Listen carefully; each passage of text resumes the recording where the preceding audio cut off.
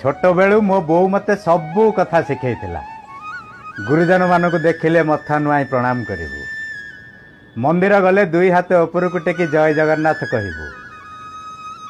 हठात झुंटी पड़े पार्टी बाहरी पड़ता बोलो ए कथा किंतु मो बो मते शिखई नथिला। गुरुजी स्कूल ले अ आ हर्षे दीर्घे मिशाण फेराण गुणन हरण सबू शिखई किंतु पिटिला बेले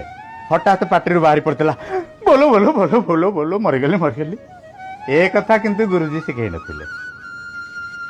ए कथाटा बोधे भीतर कनेक्शन था दुख बेले केवल बो ही सांगरे था